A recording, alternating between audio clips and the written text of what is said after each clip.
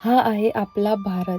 एकेकाळी हिरवागार, निसर्गाने समृद्ध, दाट जंगल, स्वच्छ नद्या आणि मोकळा श्वास घेणारा भारत.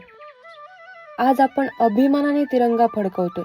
पण एकदा स्वतःला विचारूया, आपण तिरंगा तर जपतो, पण त्या तिरंग्यातला हिरवा रंग जपतोय का?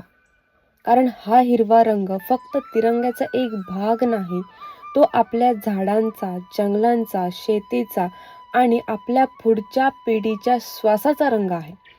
आज विकासाच्या नावाखाली जंगल कमी होत आहेत, नद्या प्रदूषित होत आहेत आणि जर हे असंच चालू राहिलं, तर उद्याचा भारत हिरवा नाही तर राखाडी दिसेल. म्हणून यावर्षी 15 ऑगस्टला फक्त स्वातंत्र्य दिन साजरा करूया असं नाही.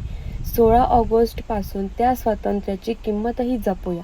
एक झाड लावूया, निसर्ग जपूया, पाणी वाचवूया आणि आपल्या भारताचा हिरवा रंग कायम ठेवूया. कारण तिरंगा तेव्हाच पूर्ण आहे जेव्हा त्यातला हिरवा रंगही सुरक्षित आहे. जय हिंद, जय भारत.